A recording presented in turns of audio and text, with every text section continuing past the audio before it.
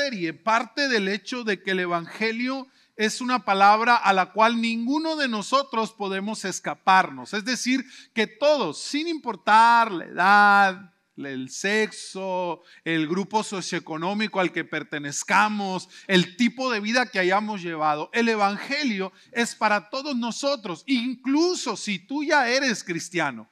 Incluso si tienes años, si tienes toda tu vida yendo a la iglesia, el Evangelio sigue siendo una realidad que todos nosotros necesitamos. El Evangelio es para ti. Díselo al que tienes enseguida, por si no alcanzó a escuchar, voltea con el de enseguida y dile, el Evangelio es para ti. Y ahora dile, para ti también, dile. Todos necesitamos el Evangelio. Cuando logramos entenderlo, el problema es cuando hemos encasillado el Evangelio de Jesús a una cierta etapa o a un cierto perfil de personas porque creemos que, no, ellos sí lo necesitan. Yo no lo necesito. Yo ya soy cristiano, yo ya voy a la iglesia, entonces pues el Evangelio es algo que yo ya me sé. A mí pregúntenme, ¿verdad? Que me pongan un examen sobre el Evangelio y yo lo voy a pasar. El problema es que el Evangelio no es una cosa tanto de intelectualidad solamente, sino que tiene que ver con cosas muy profundas en nuestra vida. Tiene que ver no solo con acciones externas que podamos realizar, sino que tiene que ver con cosas que están en el fondo de nuestro corazón. Por eso es que hoy el tema que quiero compartir con ustedes le titulé Hasta la raíz. ¿Cómo se llama? Hasta la raíz. Porque hacia allá es donde trabaja el Evangelio de manera profunda en nuestra vida. Y cuando vamos a la raíz de nuestro corazón, nos podemos dar cuenta, como lo vamos a hacer el día de hoy, de que cuando yo examino mis motivaciones, cuando yo examino el por qué hago lo que hago, me daré cuenta que el Evangelio realmente siempre será necesario para todos nosotros, sin importar qué tan bueno o qué tan malo creas ser. ¿Me puedes acompañar ahí a la Biblia en el Evangelio de Mateo, capítulo 22 y versículo 37? Si no traes una Biblia, no te preocupes, aquí está apareciendo a mis espaldas el pasaje para que podamos leerlo y que podamos empezar con nuestra reflexión. ¿Estás listo? Dice así, Mateo 22, 37. Jesús le dijo, amarás al Señor tu Dios con todo tu corazón, con toda tu alma y con toda tu mente. Amén. ¿Qué te parece si oramos y le decimos, Señor, yo me quiero llevar una palabra el día de hoy? Amén. Yo quiero que tú me hables a mi corazón y que yo pueda llevarme una palabra que me haga no solo sorprender, sino que me haga pensar, reflexionar con respecto a mí, con respecto a mi propia vida. Cierra tus ojos ahí donde estás y hablemos con el Señor. Padre, te agradecemos infinitamente una vez más, como siempre, tu misericordia, tu fidelidad se hacen presentes a nuestra vida con toda clase de bendiciones. Y una de ellas es que nos tienes nuevamente en este lugar. Gracias, Señor, porque cada vez que soy expuesto a tu palabra, soy transformado un poco más. Cada vez que tu palabra viene a mi vida, la cambia, la transforma, me inquietas. Gracias, Señor. Y hoy quiero que eso vuelva a pasar. Hoy quiero volver a ser inquietado por tu palabra. Hoy quiero llevarme algo para pensar, pero no solo para pensar, sino para poder encarnar en mi vida. Así es que yo te pido, Señor, que tú me hables. Yo necesito esta palabra. Yo necesito este mensaje en mi vida, en mi corazón. Yo te pido, Señor, que todo aquello que pueda ser un distractor, Padre, no sea nunca un impedimento para que tu voz se escuche fuerte y claro en mi corazón. Hoy te entrego voluntariamente todo aquello que pueda distraerme, todo aquello que pueda desconectarme, porque quiero recibir ese tesoro, esa palabra que tú tienes para mi corazón el día de hoy. En el nombre de Jesús. Amén.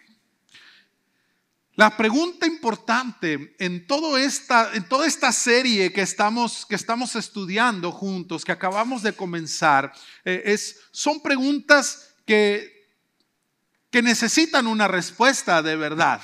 Es necesario empezar respondiendo a las preguntas centrales. ¿Para quién es el Evangelio? Eso es importante. ¿Para quién es? ¿Quiénes son los destinatarios? ¿Quién necesita esta palabra? ¿Y por qué? Todavía más importante, ¿por qué lo necesito yo? Sí, yo, que tengo muchos años en la iglesia, que tengo mucho tiempo de conocer la palabra. ¿Por qué lo necesito yo? ¿Por qué lo necesito yo si soy una buena persona? Si soy moral, si me porto bien, si ayudo a las demás personas, doy dinero para causas benéficas, siempre trato bien a mis vecinos, nunca me peleo con nadie, soy una persona buena, no le robo a nadie, no le echo mentiras a la gente. ¿Por qué necesito yo el evangelio? ¿Por qué tendría yo que necesitarlo? Ahora, aquí hay algo importante. Tanto el pecado como el evangelio tienen una sola cosa en común. Es un cambio de amores. Y ahorita te voy a explicar por qué estoy diciendo esto. Tanto el pecado como el evangelio requieren un cambio de amores. ¿Va? ¿Por qué todos necesitamos del evangelio? ¿Por qué la palabra de la cruz es algo que para todos nosotros es igual de indispensable? Porque todos, sin importar la manera en que nos manifestemos en la vida, porque hay diferentes maneras de hacerlo. Existe la persona cristiana que va a la iglesia, ¿verdad? Existe la persona que no es cristiana, que no va a la iglesia, pero se porta bien. Pero también existe un tipo de personas que ni es cristiano, ni se porta bien, ¿verdad? Se porta mal, hace muchas cosas malas. Pueden parecer personas diferentes, pero todos partimos de una misma raíz, de una u otra forma. Todos tenemos un problema y es que todos somos idólatras. Sí, todos somos idólatras. Y antes de que comiences a enojarte conmigo y a decir, pastor, pues, ¿por qué me dices idólatra si yo no me hinco ante las imágenes, si yo no soy una persona que vaya y adore, ¿verdad?, alguna figura o alguna imagen? Permíteme explicarte lo que es la idolatría en su sentido más profundo.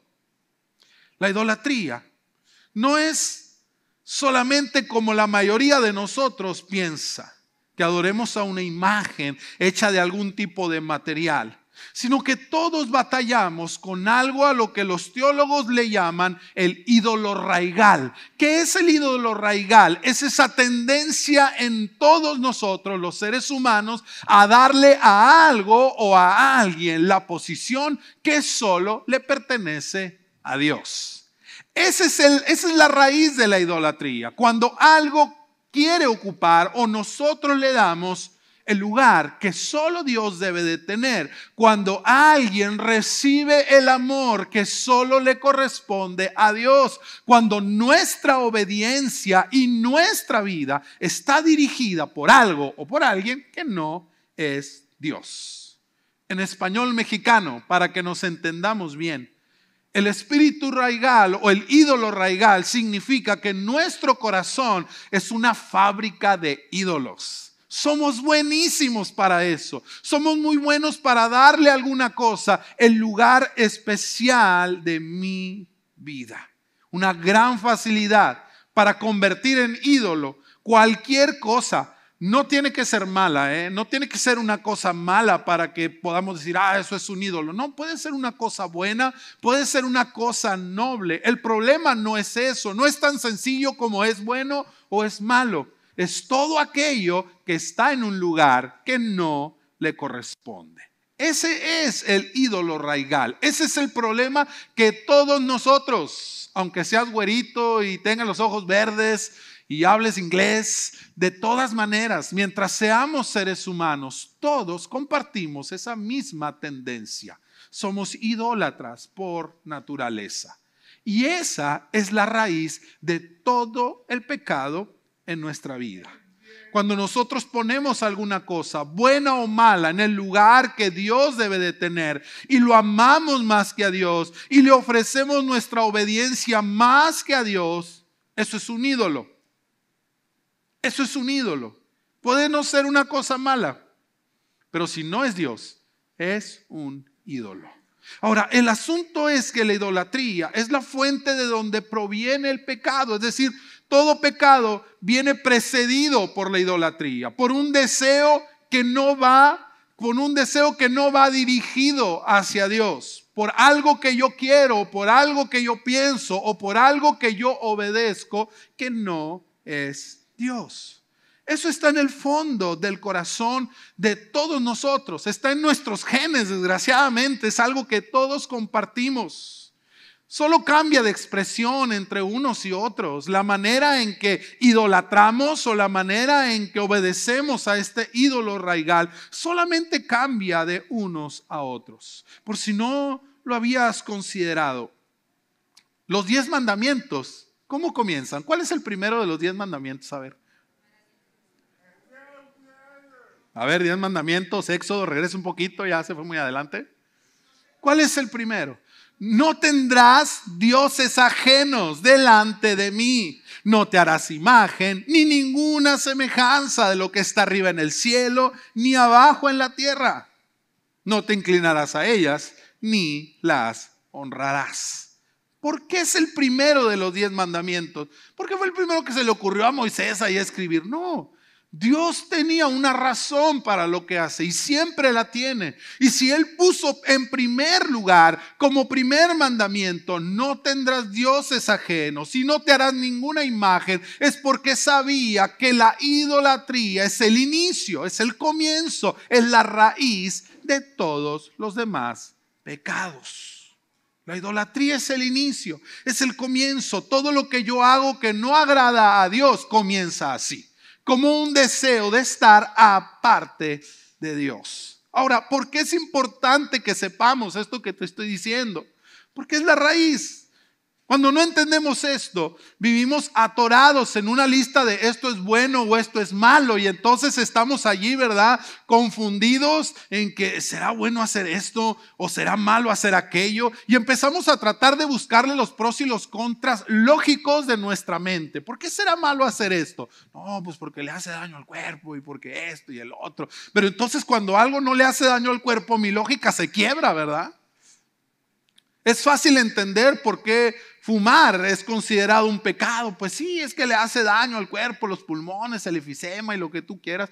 Pero ¿qué pasa con cosas que no le hacen daño al cuerpo, pero que sí son pecado?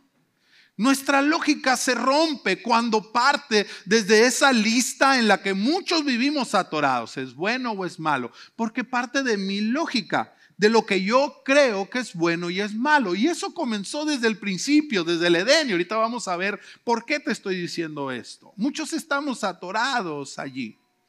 Entonces, le llamamos pecado a todo aquello que consideramos malo y no le llamamos pecado a todo aquello que consideramos bueno. Primer error. El problema es más profundo que eso. Por otro lado, muchos que somos cristianos creemos que por venir a la iglesia, por portarnos bien y hacer mucho trabajo para Dios, ya nos libramos del problema, ¿verdad? Ya no tenemos necesidad. Sin embargo, la verdad es que el ídolo raigal en muchos solamente encontró un nuevo nicho, una nueva manera de expresarse a través de la vida religiosa. ¿Paz de Cristo, hermanos? ¿Sí me estoy explicando? Dígame, porque a veces ni yo solo me entiendo. El ídolo raigal encuentra muchas maneras de manifestarse, muchas formas. Es difícil a veces de poder identificarlo. Solo cuando la revelación del evangelio viene a nuestra vida, nos damos cuenta con lo que realmente estamos batallando. Pero vayamos ahora sí que a la raíz de la raíz, vayamos a donde todo esto comenzó. Porque todo esto se rompió en el Edén. Lo que sucedió allí fue un cambio de amores. Dejamos de amar a Dios por sobre todas las cosas. Cuando Adán y Eva estaban en el huerto y vivían en esa comunión profunda con Dios, toda su veneración, todo su amor, toda su mente estaban puestas en el Creador. Él era el centro de todo. Era tan grande, era tan completa la devoción y el amor que ellos sentían por Dios, que no les importaba andar desnudos y que Dios los viera así. Amén. Porque cuando hay un amor profundo y verdadero, no hay nada que ocultar, no hay nada que genere vergüenza. Ellos sentían tanto amor.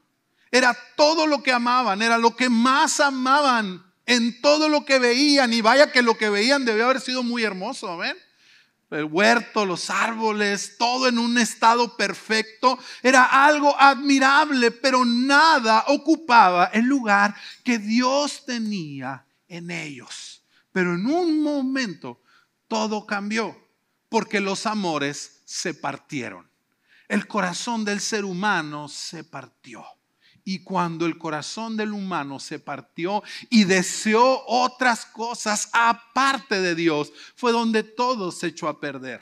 La serpiente le dijo a la mujer: mira, si comes de este fruto, serás como Dios. Y tú sabrás lo que es bueno y lo que es malo. ¿Qué le estaba diciendo? Podrás ser como Dios. Es decir, no lo vas a necesitar a Él. Él ya no tendrá que ser una figura importante en tu vida. Tú vas a poder decidir y no lo vas a necesitar a Él.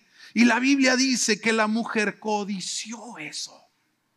Sí, el fruto estaba bonito y se lo he dicho en alguna otra ocasión. No fue la preciosura de aquel fruto que no sé qué fue, no era una manzana, no, la Biblia no dice qué era, pero de seguro debe haber sido apetecible a los ojos, igual que el resto de los frutos del huerto. Todo era bonito, todo era perfecto. Lo que ella codició no fue la fruta en sí. Dice la Biblia que lo que ella codició fue la sabiduría que podía adquirir a través de ello.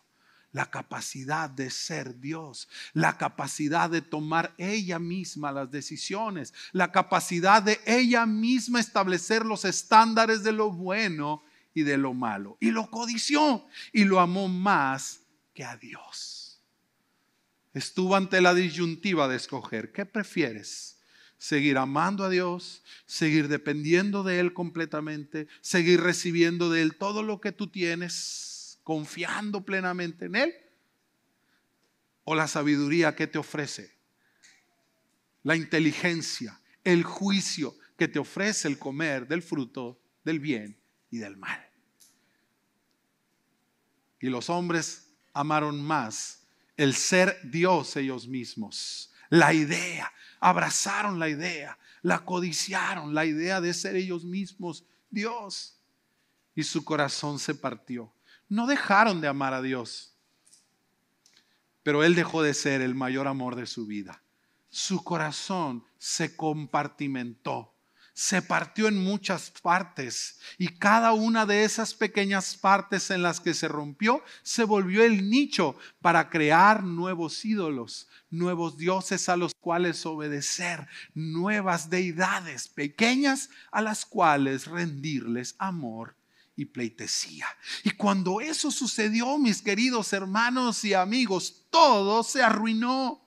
Siempre que sustituimos el amor de Dios, el caos comienza a reinar. Cuando yo busco el amor perfecto lejos o en algo fuera de Dios, siempre las cosas se van a arruinar. Porque no hay amor perfecto en otra parte. Porque no hay un amor capaz de alimentar nuestro corazón de una manera tan perfecta como lo hace el amor de Dios. Cuando el hombre quita su mirada y su corazón del amor de Dios, todo se echa a perder. Y no voy a hacer una historia larga de esto porque todos tienen alcance a una Biblia. Yo quiero invitarte para que ahí en tu casa estudies el capítulo número 3 del libro de Génesis para que te des cuenta todo lo que se echó a perder con esto. Y qué tan importante es que el hombre dejó de amar a Dios por encima de todas las cosas. Prefirió ser sabio en vez de mantenerse cerca de Dios. En el momento de la elección se eligió a sí mismo. Yo quiero ser Dios en vez de elegir a Dios. Pues pasaron muchas cosas que todavía hoy nosotros estamos sufriendo. Todo el mundo estaba en orden hasta ese momento. Había un completo balance. Y cuando el hombre cambió a Dios por lo que el fruto del árbol le ofrecía, el mundo sufrió. Sí, porque se perdió la eternidad, la trascendencia. El hombre dejó de reflejar a Dios. El hombre perdió de vista la imagen y la semejanza, y toda la creación se echó a perder con eso. El hombre y la mujer entraron en conflicto. Empezaron a pelear.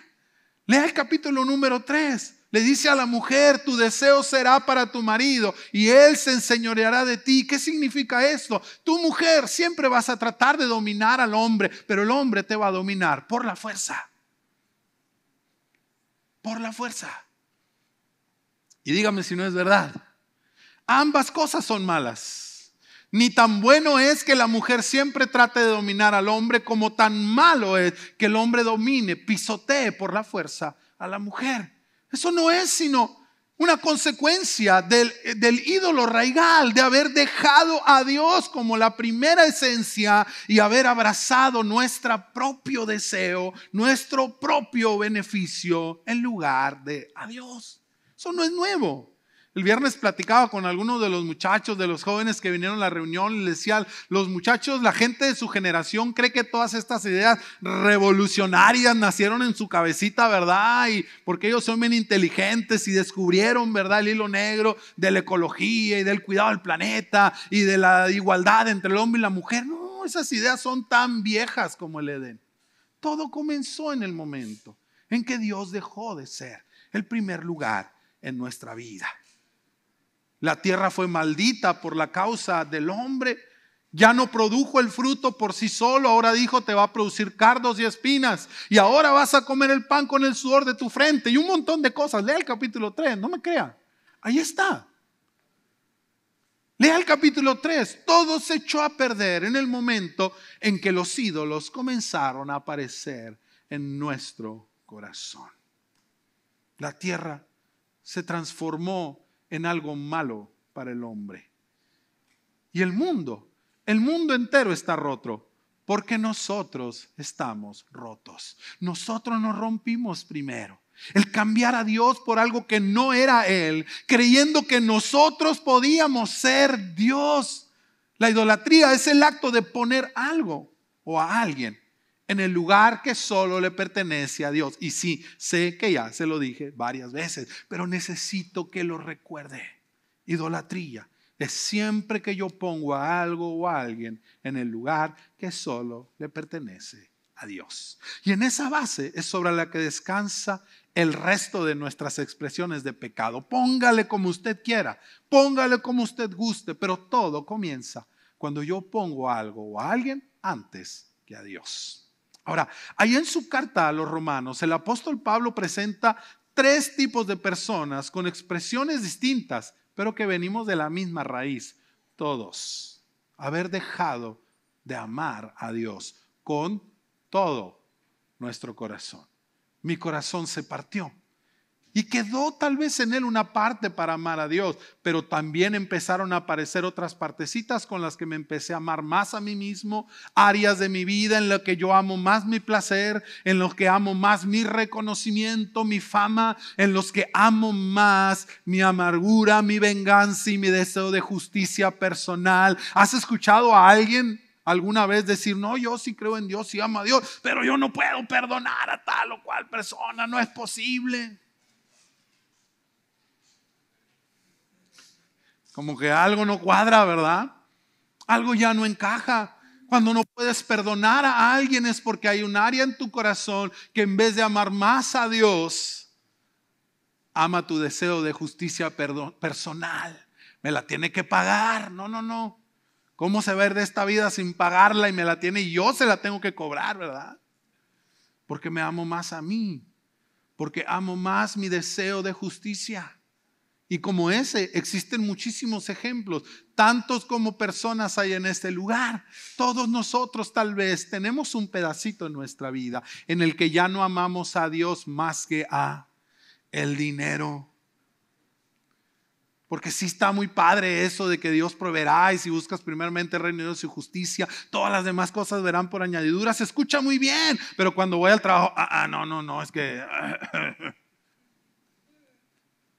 Porque hay un pedacito en mi corazón compartimentado donde ya no amo más a Dios que a todas las demás cosas. ¿Sí me estoy explicando? Por eso Pablo habla de estos 3 tipos de personas con expresiones distintas y quiero que las veamos.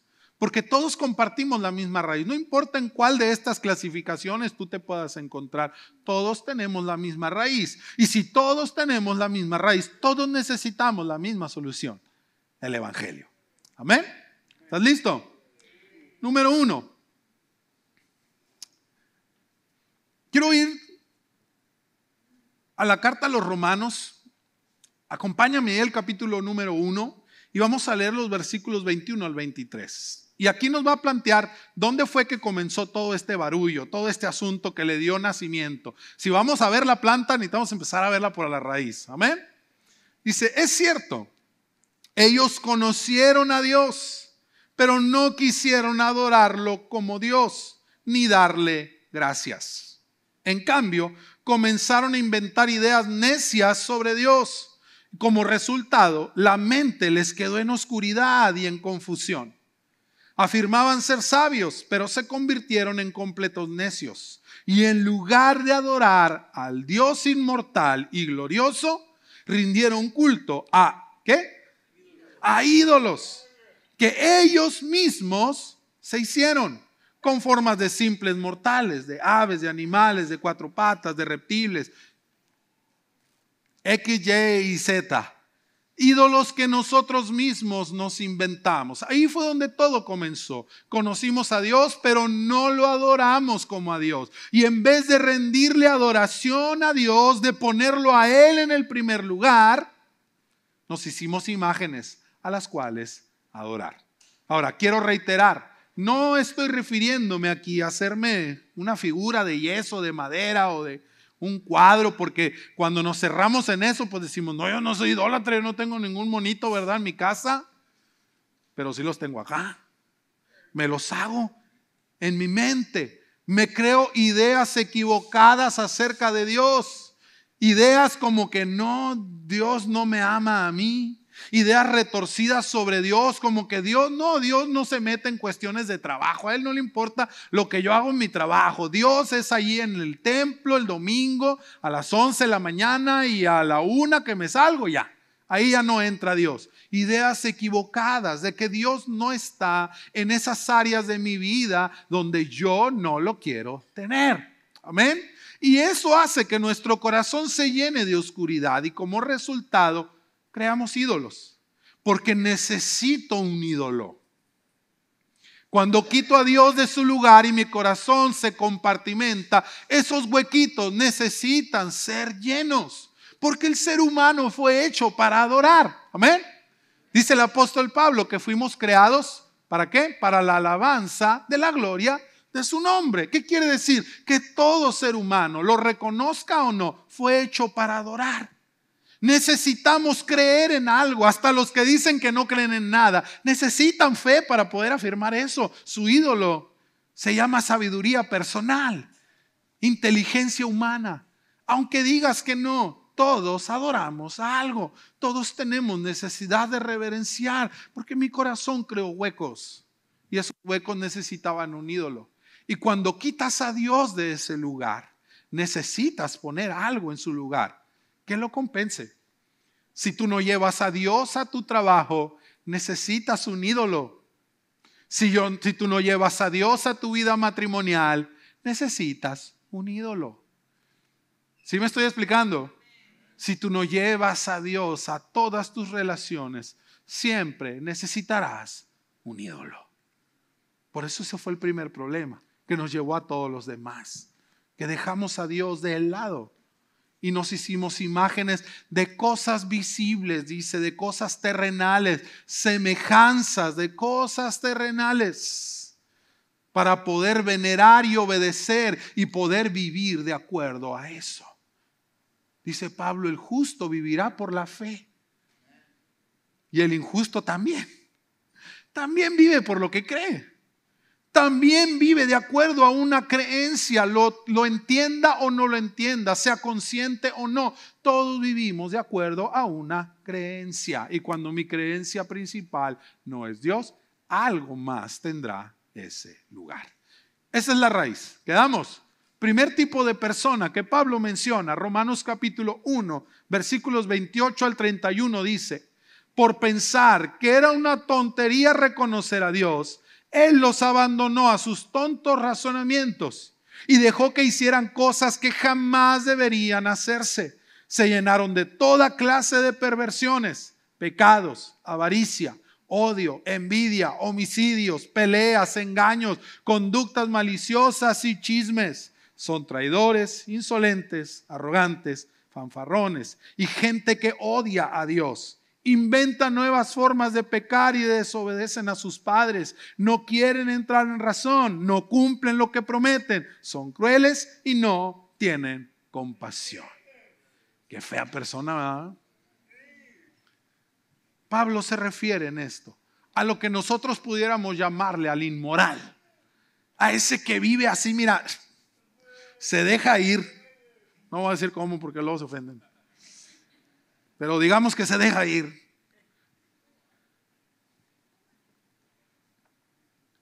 Y hace toda clase de mal.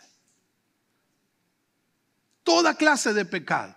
Pervierte todo lo que puede pervertir.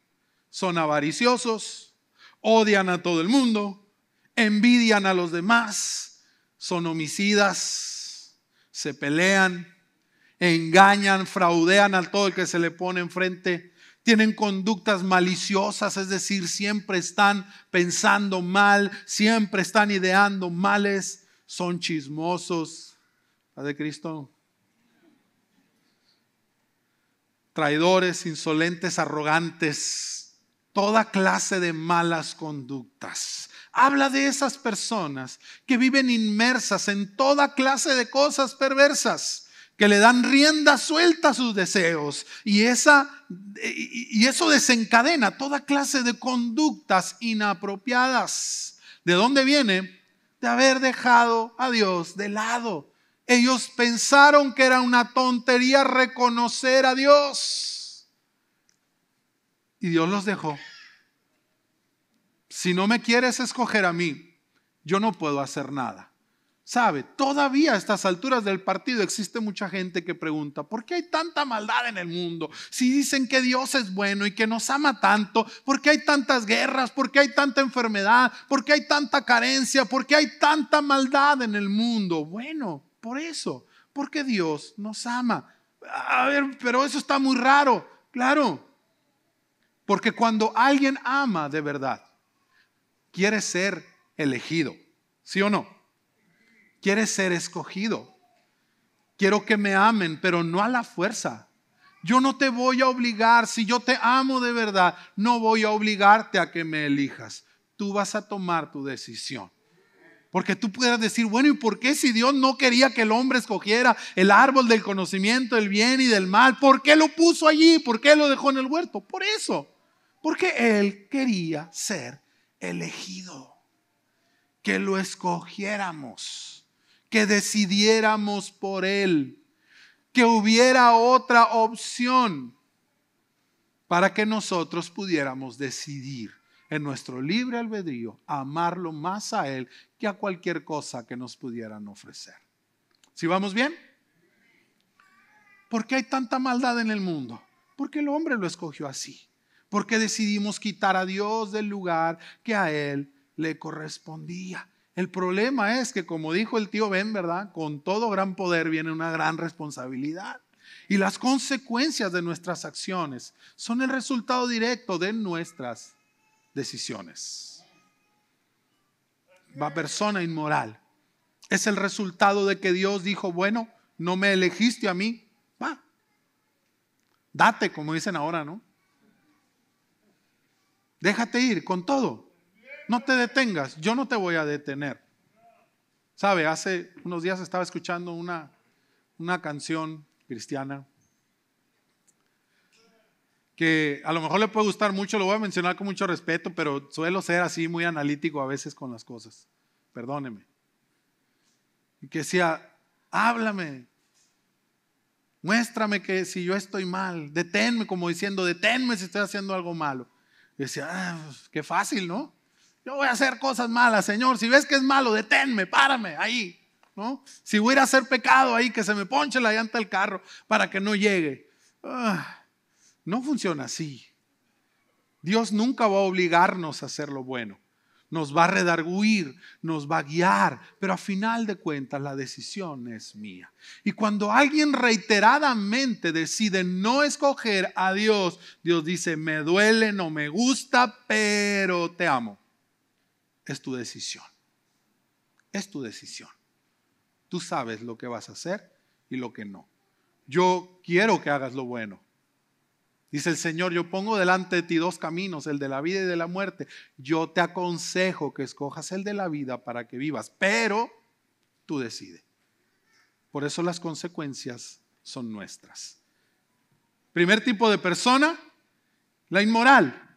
¿Cuál es la raíz? Que dejó a Dios de lado, que no quiso amar a Dios por sobre todas las cosas y reiteradamente corrió hacia el mal y Dios lo dejó. Persona número 2, Romanos ahí en el capítulo 2, versículos 3 y 4. Dice, y tú que juzgas a otros por hacer estas cosas, o sea, las que leímos hace ratito, todo el montón de lista de cosas malas. Tú que juzgas a otros por hacer esas cosas, ¿cómo crees que podrás evitar el juicio de Dios cuando tú haces lo mismo? ¿No te das cuenta de lo bondadoso, tolerante y paciente que Dios es contigo? ¿Acaso eso no significa nada para ti? ¿No ves que la bondad de Dios es para guiarte a que te arrepientas y abandones tu pecado? Y a esta persona le podemos llamar el moralista. Es el que tiene una vida moralmente aceptable, es el bueno. El que no mata una mosca, ¿verdad? Que no rompe un plato, no hace cosas malas, no es borracho, no es mentiroso, no es ninguna de las cosas que leímos en el pasaje anterior, ni nada que se le parezca. El problema es que Pablo dice, tú que juzgas a esos que hacen mal, tú también haces lo mismo. ¿Cómo crees que vas a escapar del juicio de Dios? Tú eres igual.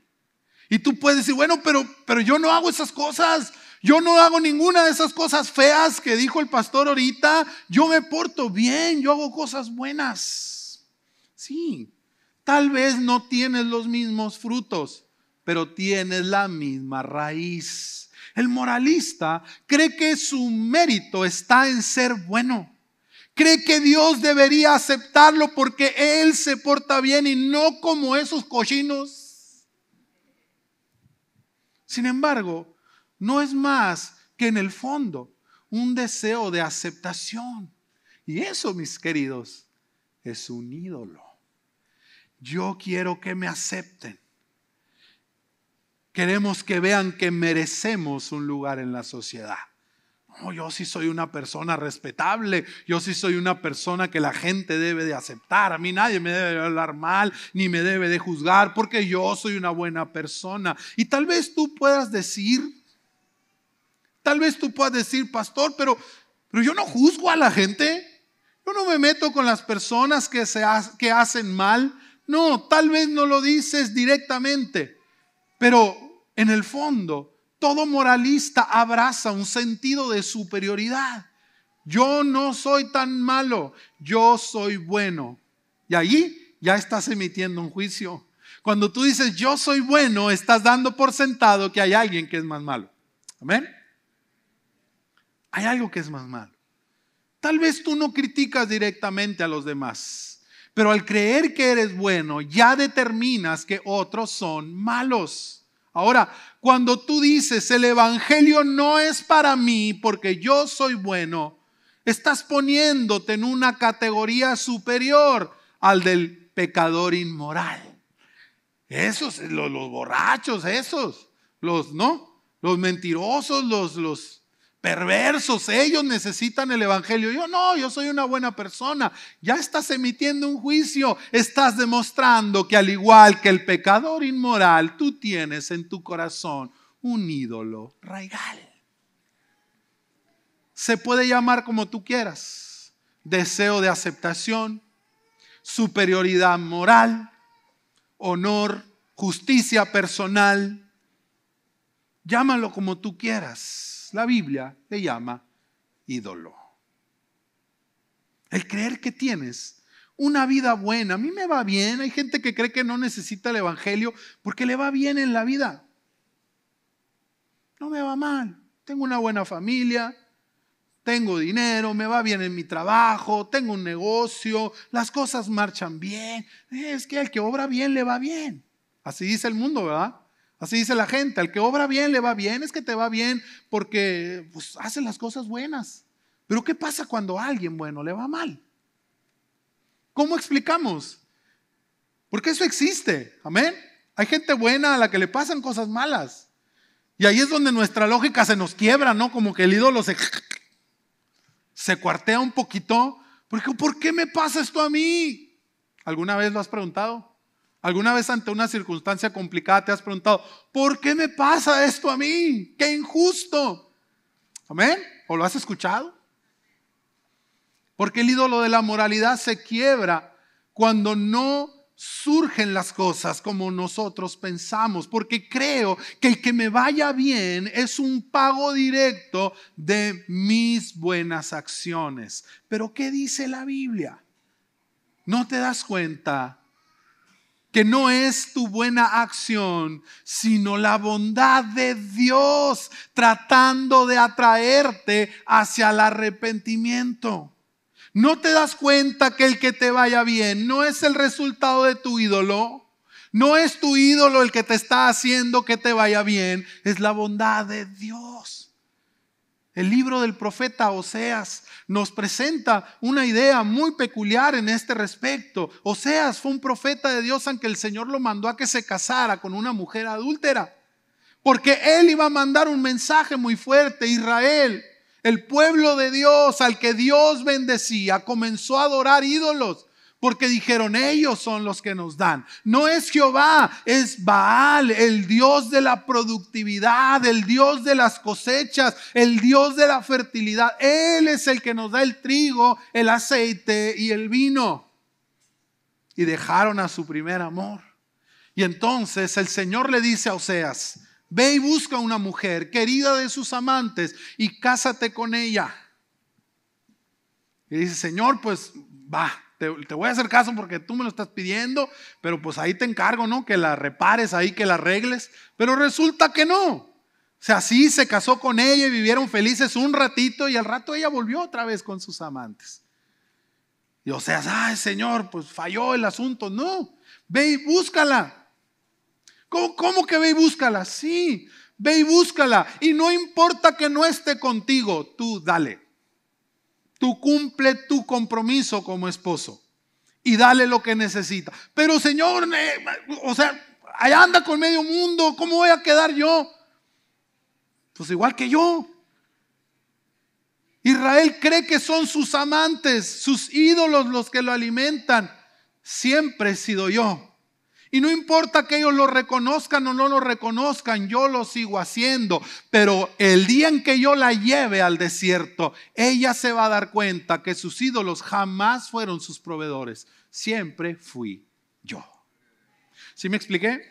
No es tu bondad, no es tu moral, no, el que te vaya bien no es el resultado de que tú te portes bien. Es la bondad de Dios tratando de llamar tu atención.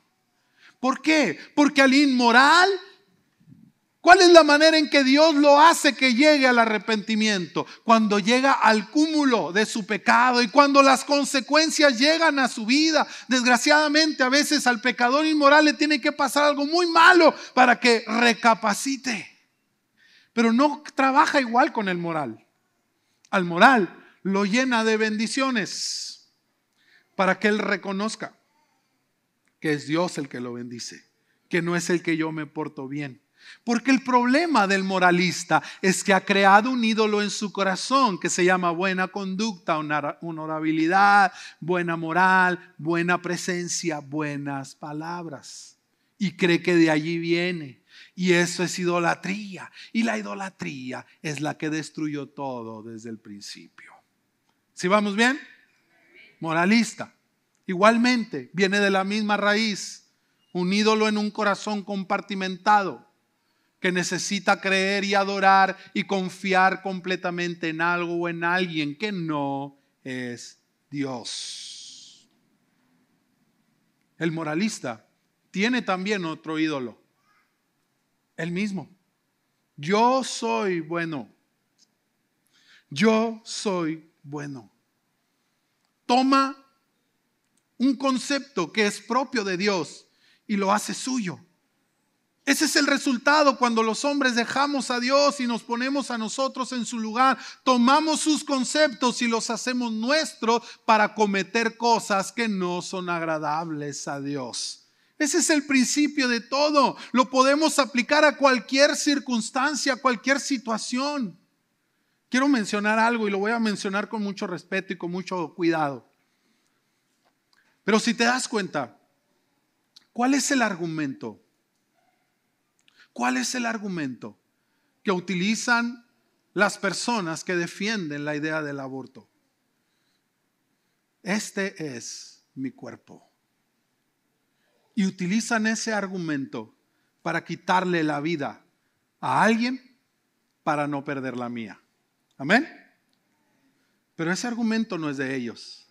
Esa palabra, esa frase, alguien la dijo antes, pero la dijo en un contexto muy diferente. Un día Jesús, sentado con sus discípulos, toma el pan, lo parte. No quería que me pasara esto. Toma el pan y lo parte. Y les dice, este es mi cuerpo. Este es mi cuerpo. Y yo lo doy. Y yo lo entrego para que ustedes tengan vida. No para quitarla, sino para darla. El hombre siempre toma los argumentos que son de Dios para usarlos a su favor y hacer cosas que no convienen. Cuando yo digo yo soy bueno, estoy tomando una frase que le pertenece a Dios y me estoy dando un lugar que no me pertenece. No es porque yo soy bueno, mi hermano, mi amigo, es porque Él es bueno. Última persona. Romanos capítulo 2, versículo 17 al 23. Tú que te llamas judío, confías en la ley de Dios y te jactas de tu relación especial con Él. Ya va viendo por dónde va la pedrada. Tú sabes lo que a Él le agrada. Sabes bien que es lo correcto, porque se te ha enseñado su ley. Estás convencido de que eres guía para los ciegos y luz para los que andan perdidos en la oscuridad. Piensas que puedes instruir al ignorante y enseñar a los niños los caminos de Dios. Pues estás seguro de que la ley de Dios te da pleno conocimiento y toda la verdad. Ahora bien, si tú enseñas a otros, ¿por qué no te enseñas a ti mismo? Predicas a otros que no se debe robar, pero tú robas. Dices que está mal cometer adulterio, pero tú cometes adulterio. Condenas la idolatría, pero tú usas objetos robados de los templos paganos. Te sientes muy orgulloso de conocer la ley, pero deshonras a Dios al quebrantarla. A ver, esta es la parte más complicada, porque implica el engaño más sutil de la idolatría. El ídolo raigal encontró un nicho muy sólido en la religión. Sí, encontró un lugar increíble para poder subsistir. Y es aquel que cree que ya no necesita el evangelio, porque ya conoce la palabra de la Biblia, es cristiano, va a la iglesia, incluso hasta le habla a otros de Jesús. Sin embargo, en su interior, lo único que pasó es que cambió la expresión de un mismo pecado, de un mismo ídolo, pero encontró una manera santa de hacerlo. Déjame contarte así rápido la historia de un joven que platica su testimonio. Y dice que él, cuando no conocía a Cristo, era una persona sexualmente muy promiscua. Andaba con una mujer y con otra y siempre buscaba acostarse con ella para después alardear con sus amigos de que estuvo con tal o cual mujer. En algún momento de su vida él conoce el evangelio, conoce a Jesús, se convierte, acepta al Señor como su Salvador, y empieza a caminar su vida en la iglesia como cristiano y empieza a servir en un ministerio, en una iglesia, y va a los eventos, va a todas las actividades, se porta bien, ya no es promiscuo, ya no vive una vida sexual licenciosa. Pero poco a poco él empezó a notar una conducta en él, que él siempre quería tener la razón en todo lo que se hacía. Él siempre quería tener la voz cantante, la voz que dictaba. Él siempre tenía la verdad. En cualquier discusión, él siempre tenía que ganar. Siempre se tenía que hacer lo que él decía. Y entonces descubrió que el ídolo en su corazón no había desaparecido, solo había cambiado de forma. Antes era un hombre promiscuo y le gustaba alardear de su variada vida sexual, porque lo que realmente había en su corazón era un espíritu de soberbia, de orgullo. Y para él el sexo era una forma de dominar sobre una mujer. Alardear con sus amigos era una forma de exaltarse a sí mismo por sus logros románticos. Pero luego dejó esa vida, tomó la vida cristiana, pero su ídolo raigal no desapareció, solamente cambió de forma. Ahora yo no utilizaba el acto sexual o la vida sexual para dominar sobre otros, sino que utilizaba sus argumentos, sus palabras y su conducta para poder demostrar que él era más que los demás. Ya no era promiscuo sexualmente, ahora era cristiano, pero seguía rindiéndole culto al ídolo de su soberbia y su orgullo. Si te das cuenta, si me puedes entender, hay muchos cristianos hoy en día que pueden enseñar la palabra, que alabamos a Dios con nuestros labios. Sin embargo, al salir de aquí, nuestros labios hablan cosas que no son correctas. Hay otro ídolo allí que entra en acción cuando salgo del templo. Aquí hablo cosas buenas, aquí predico, aquí digo, aquí hago, y eso nos pasa a todos. Cuando salgo de aquí, le cierro la puertecita al compartimento de Dios y abro la puertecita, ¿verdad?, del compartimento del ídolo en turno, y entonces Él es el que dirige mis palabras, mis acciones y mis pensamientos. Y se puede llamar de todas las maneras que tú quieras: lujuria, mentira, orgullo, soberbia, placer personal, como quieras. Y es el que comienza a dirigir mi vida, mis pasos, mis acciones. Predica del reino de Dios, pero allá afuera se deja guiar por las dinámicas que el mundo ha creado para las cosas. Vive de acuerdo a la ley del mundo, vive de acuerdo a lo que el mundo establece, y nunca se pregunta cuál es la forma que Dios estableció para esto. ¿Cuál es la forma en que Dios estableció para mi matrimonio? ¿Cuál es la forma que la Biblia enseña para ser doctor, para ser maestro, para ser político, para ser lo que tú quieras y seas? Y te amoldas a la forma que el mundo estableció. Y nunca te preguntas, ¿qué es lo que Dios quiere en estas áreas de mi vida? Por eso la palabra que leíamos al principio, que no se me olvidó, era para este momento. Dice: amarás al Señor, el mandamiento más grande de todos. Lo que Dios espera para que podamos ver su gracia en nuestra vida, para que podamos vivir de la manera en que Dios quiere que vivamos, es uno solo: amarás al Señor con todo tu corazón, con toda tu alma y con toda tu mente. Porque todo lo que pase por allí tiene que ser filtrado por el amor a Dios. Cuando tú amas a Dios con todo tu corazón, puedes moverte de la manera correcta y tomar las decisiones correctas siempre.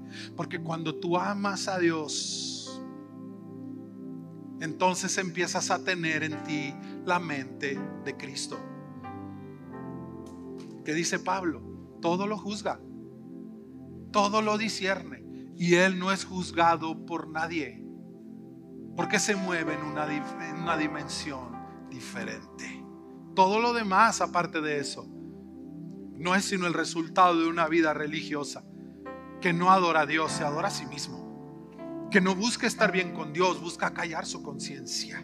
Sí, porque sirve tal vez con todas sus fuerzas, obedece las reglas de la iglesia, hasta hace labor misionera, pero lo que en realidad busca es ser aceptado por lo que hace. Cumple un ministerio, trabaja en la iglesia, pero lo que quiero es que me reconozcan. ¿Sabe? Esta palabra nos golpea a todos, empezando por su servilleta aquí presente. Tuve que doblar mis rodillas y decirle: Señor, ¿por qué me subo a la plataforma cada domingo a predicar? ¿Qué me motiva realmente a preparar un mensaje diario y compartirlo con mis hermanos que están en el grupo de la lectura bíblica? ¿Qué es lo que espero de eso? Que la gente me acepte como un buen pastor, que la gente diga que yo soy un maestro excelente. Eso es lo que busca mi corazón. ¿Qué busca tu corazón cuando sirves a Dios? Cuando haces lo que haces. ¿De dónde viene tu amor? ¿Es un amor sincero por Dios? ¿O quieres que te miren y el día en que no te lo reconozcan, yo ya no voy a hacer nada porque nadie se da cuenta, nadie reconoce mi esfuerzo, nadie agradece lo que yo hago?